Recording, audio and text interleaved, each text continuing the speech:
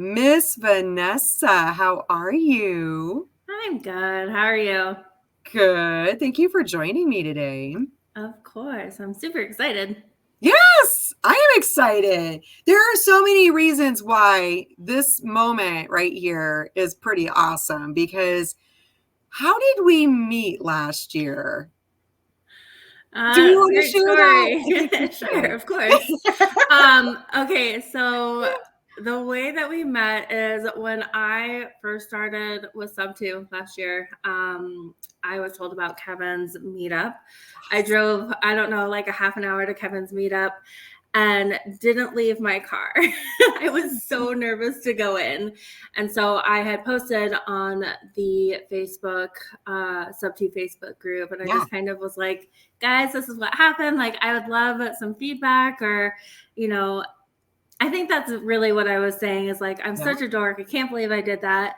You, Paula, I can't remember her last name, and Tasha Mack all reached out to me and was like, we should go together. Yes. So that is how we met, and we've stayed in touch over the last year. And yeah, that's our story. Our meet Yes. cute, right? Isn't that what they call it? Do what? Meet cute.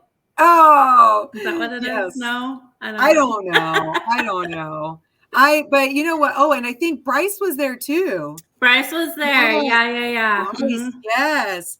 And the funny thing is that I kept seeing after the fact about these meetups, and I was just like, how does everybody get to go to these? And I don't ever know about them. And so when you posted, I was just like, oh my gosh, this is awesome because I don't even know where this is at. And I was like, help me, help you. We Right. can go together. This is great. So Yeah. yes, and then I didn't know Paula or Tasha or Bryce. So it was great the way that it happened, right? And I think so many people have talked about that, have mentioned that at those meetups since then, where it was just like, God, I wasn't sure if I wanted to go.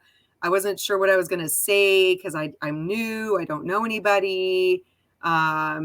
So I think that, and I felt the same way. I thought, okay, I'm going to drive all this way somewhere and I am new and I don't know what I can even talk about.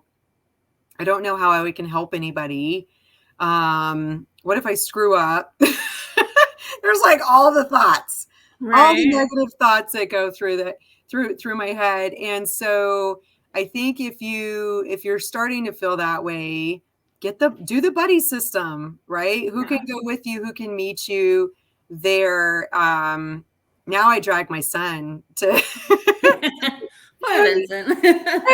and then it's like, hey, are you going? And we reach out to each other and stuff. And so I think that's been super, super helpful. Yeah. And in fact, I've even heard, I was talking to somebody else the other day and Desiree, and she was like, I never really felt quite like, yeah, like the community feel. Like I would go and everybody was nice, but I didn't really quite feel like I fit in. And then she went to squat up and it was just one person after another where it was like, oh yeah, hey, right? And it was, you recognize people, you Yeah. start to make those connections, and then it doesn't feel like you're the new kid in town or the only person there, right? You start to make those connections, and it helps. So okay, so we went off on a little bunny trail. I didn't even get a chance to ask you, how did you even, like, how did you come to decide to join Sub 2 last year? Because it's been about a year since Yeah, you yeah, joined. yeah, for sure. Yes. So I've been a loan officer for about 7 years now, and I have loved real estate for a really long time. Always wanted to be involved in it. But like most people, like we don't know how to make that happen, right? So Yeah. I remember this so distinctly. It was my 40th birthday. I went away for the weekend. I spent the weekend at a hotel, was next to the pool listening to a podcast, and I heard Pace's podcast. I was trying to think of who he was on, which I don't remember, but that does not matter. Right. But I heard about Pace and I started looking into it, and I spent pretty much the next year kind of going back and forth and trying to, I think we all try to figure out like how to do this without doing it, right? And there are, if that makes sense, right? And there's plenty of people that can figure it out. I didn't know anything about wholesaling. Like, literally, I know of the word, but I didn't realize what it meant. And so some people know of Pace because of wholesaling. I knew it because of an entrepreneurial podcast, right? So, I tried to figure it out on my own, tried to figure out what he was talking about. I had no clue. And finally I was like, all right, let's just go for it. So I signed up for it completely, going into it blind, but was one of the best decisions I've ever made. I don't know if I could say probably yet, but it's pretty close.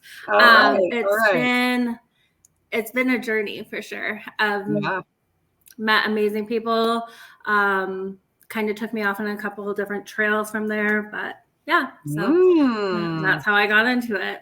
Okay, so you had been a loan officer. So for people who may not be that familiar, what does a loan officer do? Yeah, so loan officer, loan originator, I'm the person that you talk to when you're looking to get a mortgage on a home or commercial lending, so apartment complexes, businesses, all that fun stuff. And basically have that conversation, figure out your whys, your background and stuff like that. And then I find a loan for you. Okay. So this is helpful because are you just connected to one lender, or are you connected to all kinds of lenders? How does that work exactly?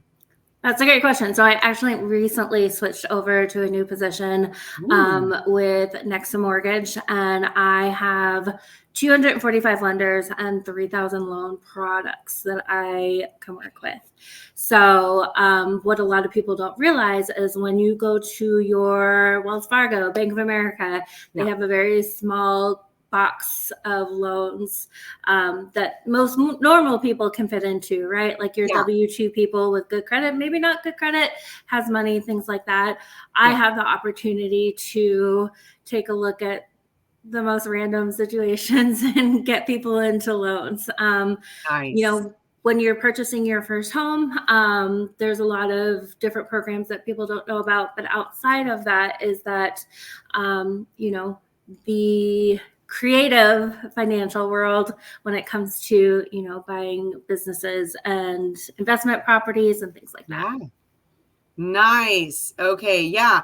I have to believe that there's probably a good amount of people that didn't realize that you could go to somebody like that where you've got all the connections to so many different lenders, so many different loans, and not just for single family homes, but for businesses, for apartment complexes. That opens the door much wider for a lot of people, I think. So that's cool. Okay. Yeah. So you mentioned you've been on this journey. So you were a loan officer when you first got into Sub 2. And so you joined Sub 2. What was your next step, or that first step that you took after signing up? Right. So like I said, I jumped into it not knowing anything. I am a salesperson, but I'm past the cold calling. I don't, like a lot of people, right? Maybe I think I'm higher than that. I don't know. But after digging into it, I was like, I can't do cold calling. Okay. I just spent all of this money. I don't know what I'm going to do, but I have to make this work. Yeah. And so after going through Pace's classes and just kind of figuring out different opportunities, definitely was interested in the underwriting thing, but ended up becoming a TC. So I got a connection with a TC team. I was with them for a few months, and then Calvin Quinton asked me to be his team's wholesale team's TC. So I work for Calvin Quinton and Daniel Kaplan. Shout out to those guys. Yeah. Love you. But yeah, I've been working with them since September, August, somewhere in there. So yeah. Yeah, I love TC work. It's great. Okay, and so for those of you who are new to this world, TC, transaction coordinator? That is correct. So basically what my role is to help you guys understand the paperwork, work with title, make sure title has the right paperwork, make sure you have the right documents for a sub-2 transaction. TC work is super important. With my position as a loan officer, as well as doing TC work, they actually overlap a lot, knowing the rules and regulations there, and then also knowing, what wholesalers are trying to do.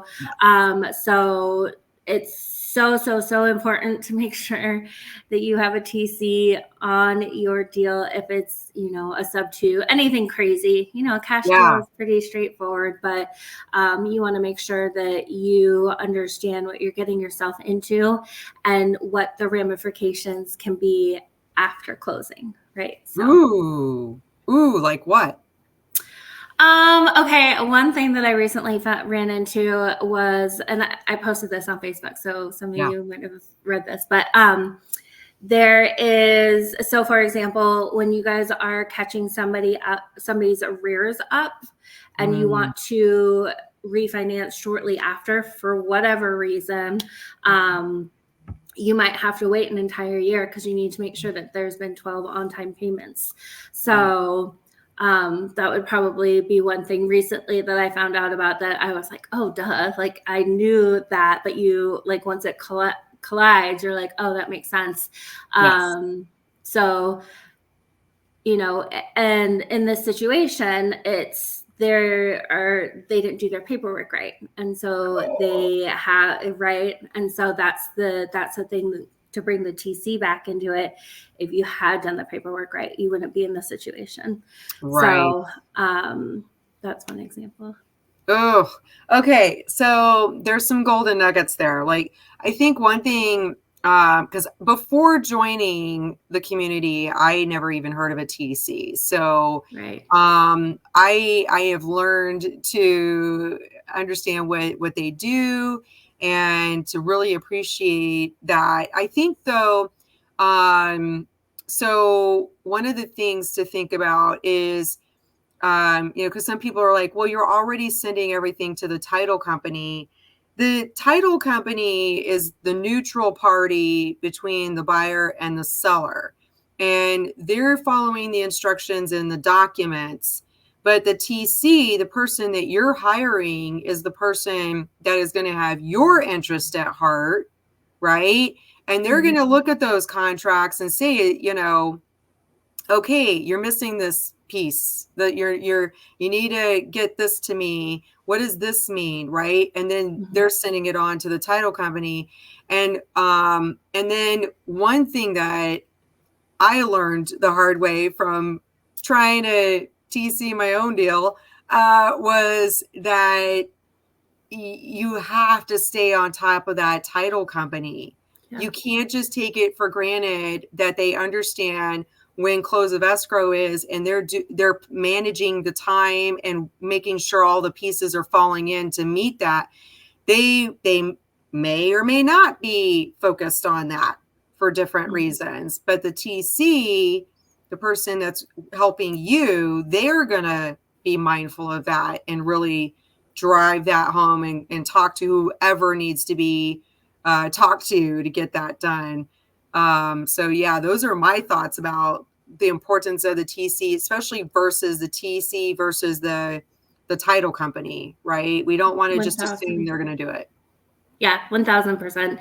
I think that it's, and the other thing that at least me and my team, we have a structure to it. Like that's me to a T, right? Like I'm very A type, needing to have my list and stuff.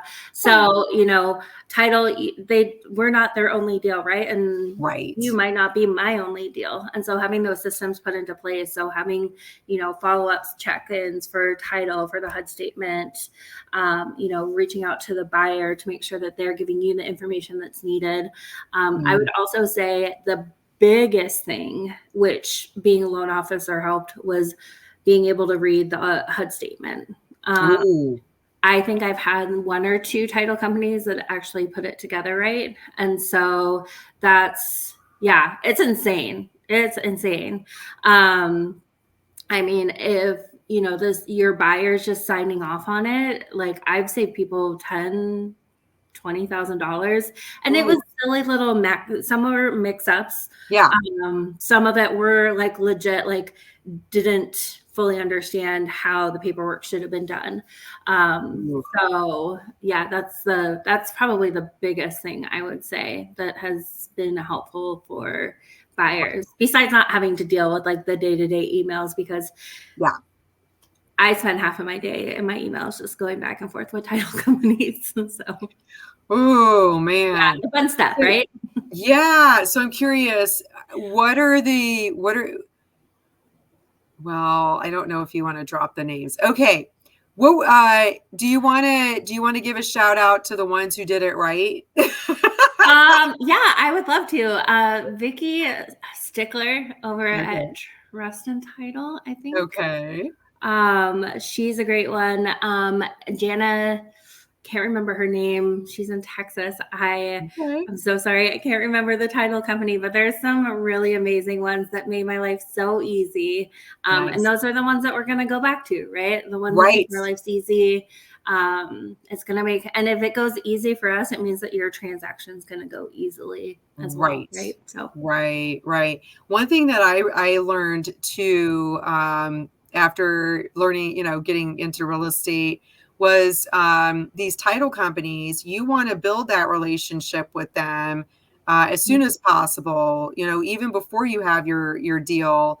Find out what the fees are going to be, right? Because they have a cost, and if you're on that end where you're paying for those fees, you want to make sure that they're clear that you are an investor, because typically investors with repeat transactions are going to get better pricing.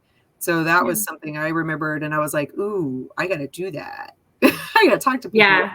Yes. Definitely. Cool. Okay. So loan officer to TC, and you were with a TC team for a while, and then now you're working with a wholesale team. What do you think what's the biggest difference between just all at working with a bunch of TCs versus, okay, now are you the only TC now helping all the wholesalers? Or okay. Yeah.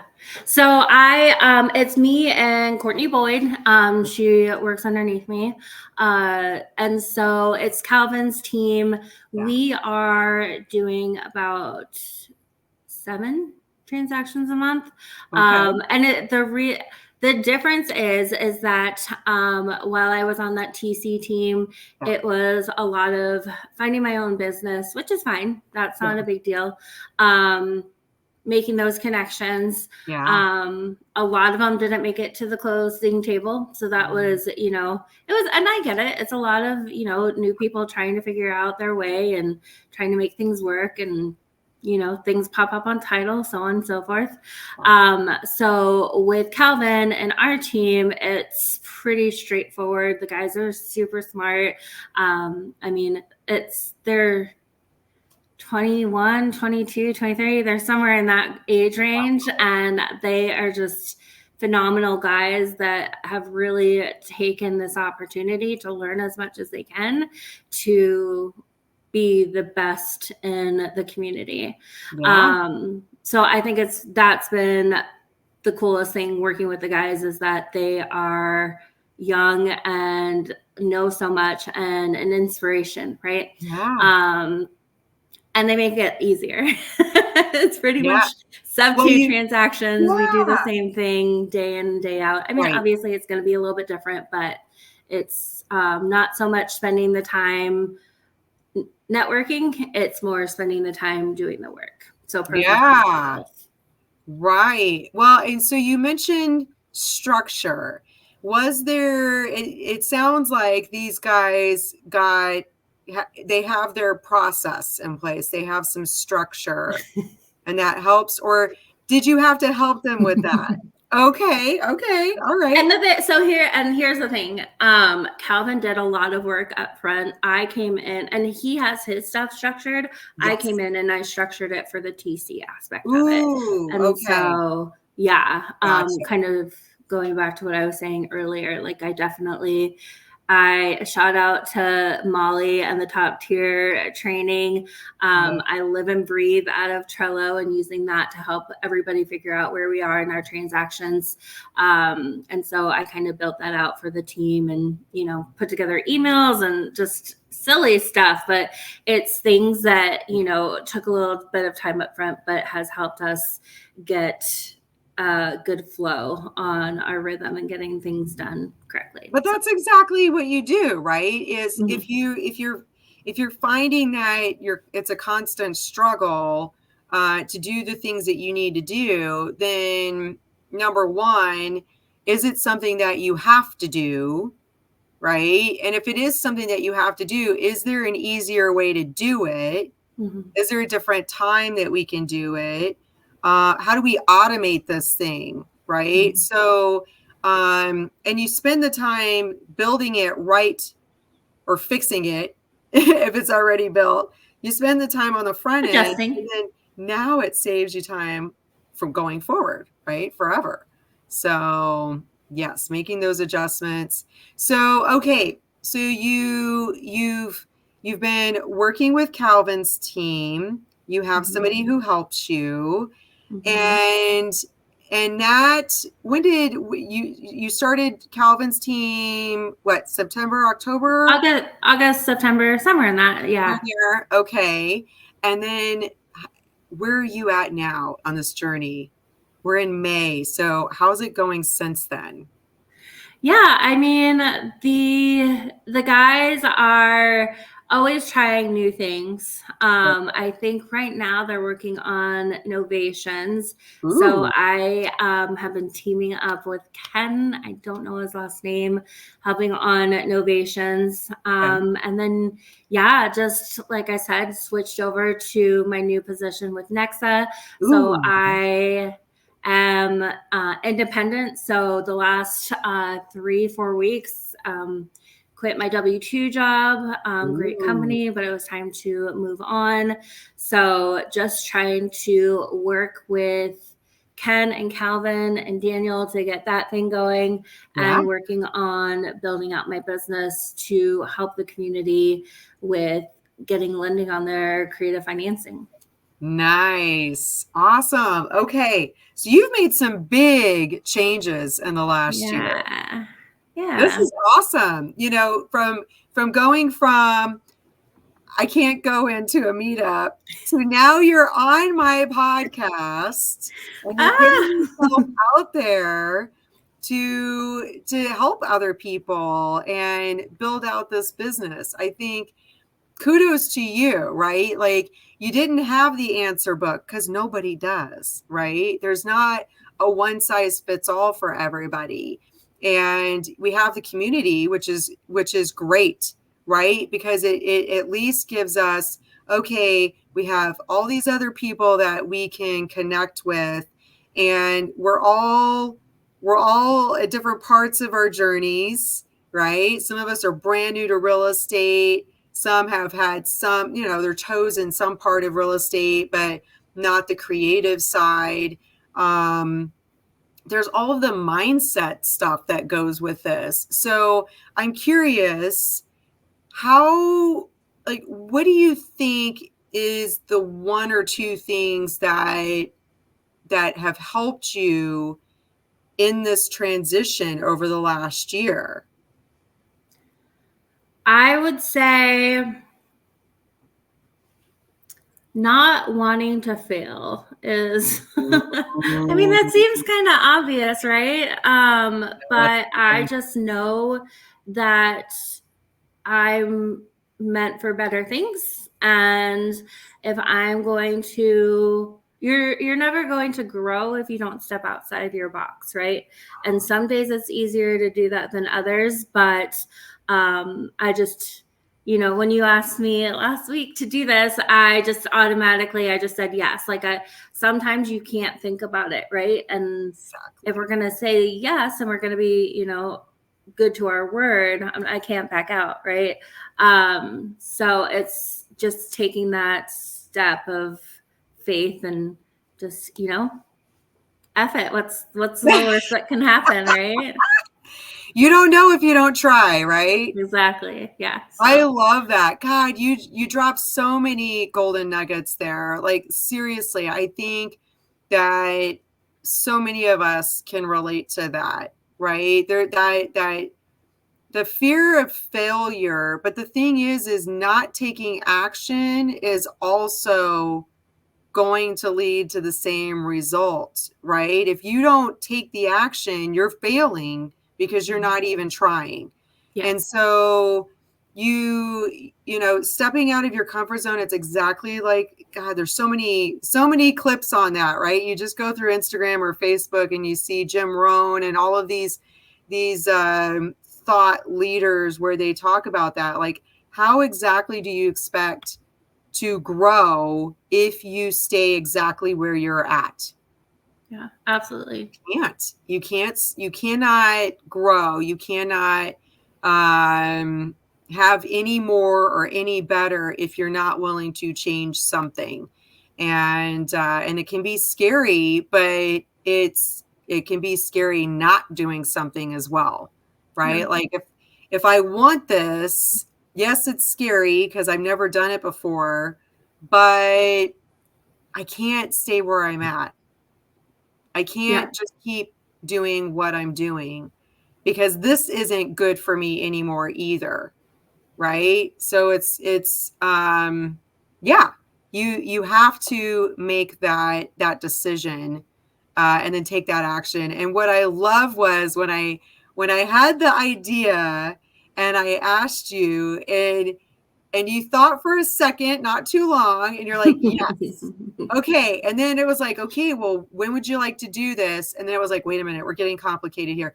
Let's just look in the calendar and do this right now. And we booked it, right? Take the action and don't allow yourself to even talk yourself out of it, right? Exactly. Yeah. Yes. Because I feel like if I didn't make that appointment, if you will, right? Yes. If I didn't set it up right then, I probably would have been like, like I probably wouldn't have reached back out to you. So if you didn't reach out to me, I would have been like, oh, it's not meant to happen, right? Oh, yes. So it's moving forward on that commitment and trying to get it done as fast as possible. Right. Probably the biggest thing for me. Right. And this is the thing too. You stay true to yourself by sticking with this. Like you even texted me before, are we still on? Right? So you weren't trying to find reasons to back out, or at least you didn't say it to me. I was like, oh shoot. No, just kidding. Yeah, right. You were following up and following through, and that leads to the confidence, right? You're building the confidence, you're taking the uncomfortable action, but when you follow through and you succeed, now you're building that positive pathway, right? Like, okay, I did something uncomfortable and look how it worked out. This is good. Okay, I'm going to do it again. I'm going to do it again. I think it was either Jim Quick who talked about what your brain does from making those kind of connections, or it could have been Mel Robbins in one of her books. There's the High Five Habit. Oh my gosh, that's awesome book. And the 5-second rule. Those two, I can't remember, maybe they both touched on it, but that was incredible to me to think about. Yeah, that makes total sense. Just handing something to you isn't going to build that confidence for you. It's going through the uncomfortable part of it, taking that journey and seeing how you're coming out on the other end of that every day and the progress that you've made. And for me, when I look back over my journey over the last year and a half, it's like, okay, I'm not where I wanted to be, but I am much further than I was this time last year.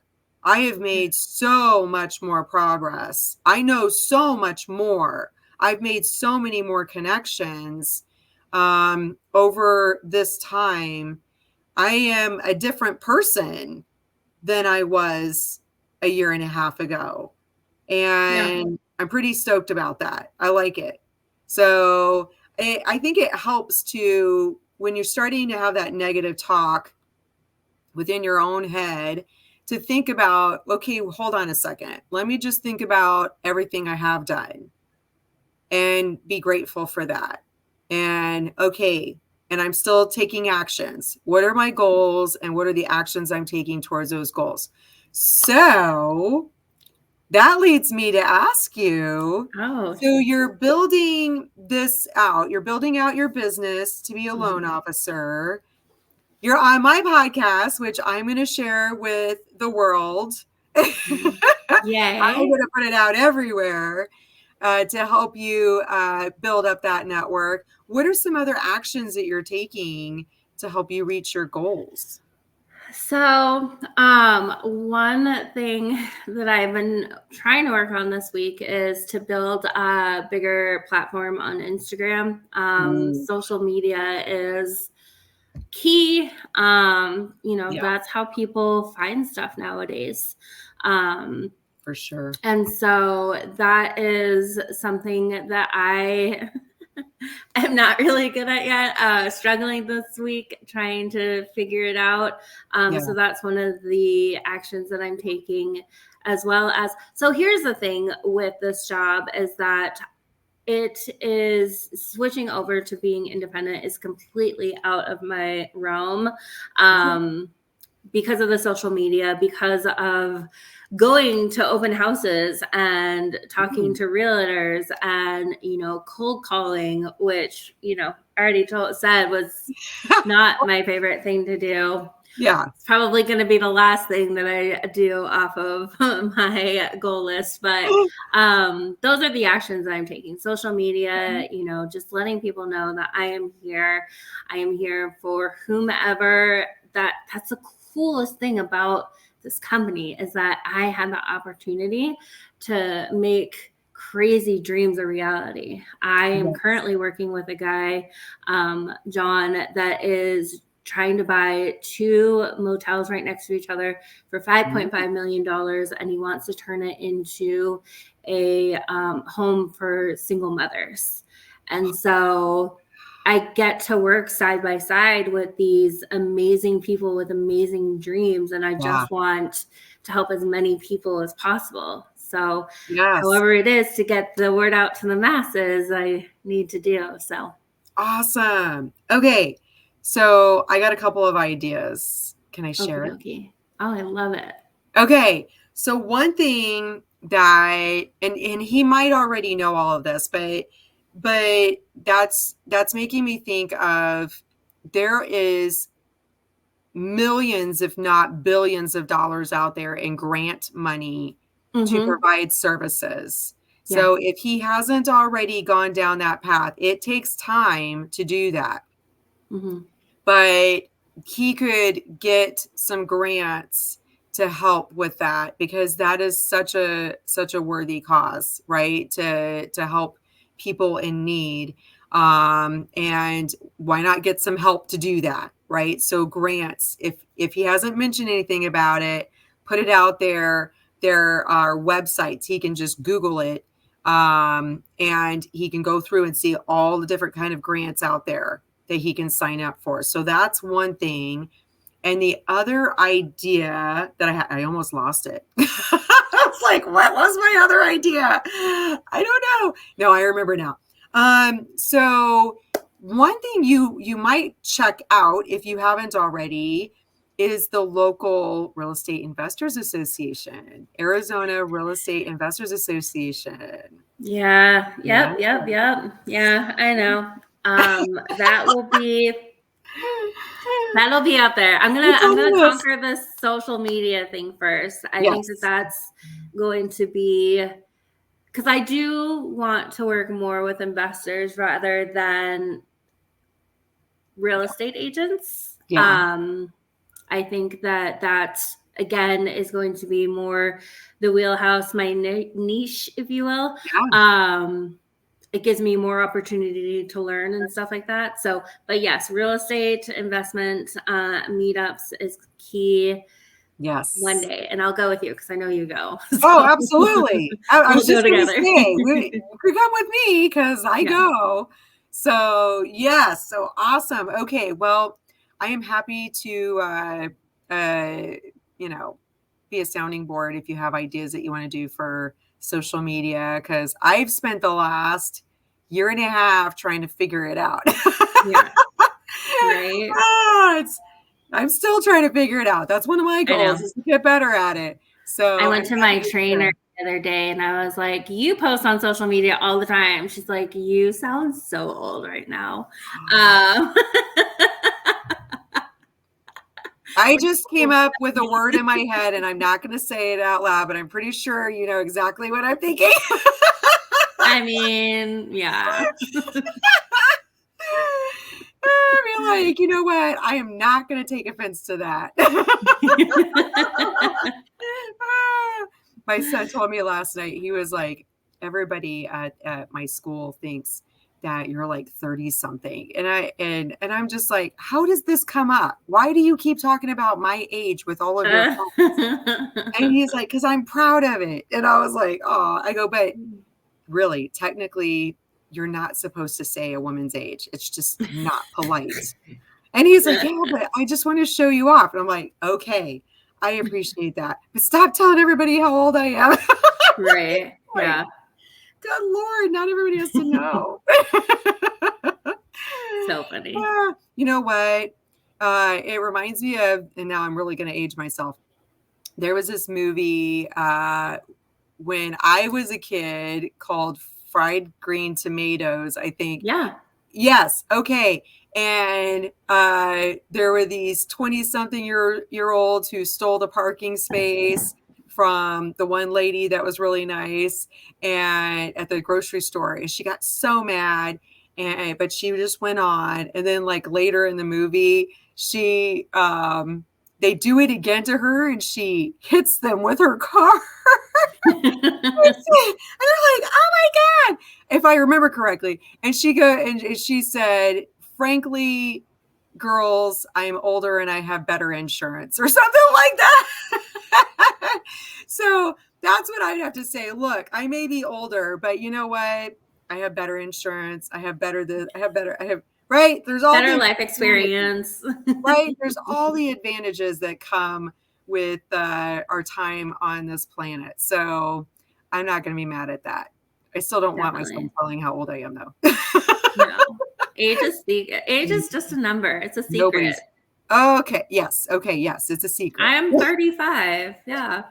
I think I told you, I was like, look, my grandma was 39 for 40 some odd years. I used to be 27, but I don't think I can pull that off anymore. So I'm going to say, 35, 36. I think I can still pull that off. Yeah. Why not? Right. Keep putting the creams on, drinking lots of water. It's all good. Well, thank you so much for sharing your journey with me and with everybody, because I'm going to share this with everybody. How do people get a hold of you if they want TC work, if they want a loan officer, if they just want to pick your brain about how you've been maneuvering through your real estate journey? How do they get a hold of you? Yeah, you can hit me up on Instagram. It is Vanessa Kirby, a loan officer. Super original, I know, but hey, nobody else out there. So, get me there. Instagram, got it. Thank you so much. And maybe we can check back in a while and see how things are going. Would you be Sure. willing to do that? Okay. I am totally up for it. Awesome. Maybe we could talk about like some loans or something. Like, I don't know. Yeah. Yeah. Okay, cool. We Awesome. could. Take Totally. care. Thank All you. right. Bye.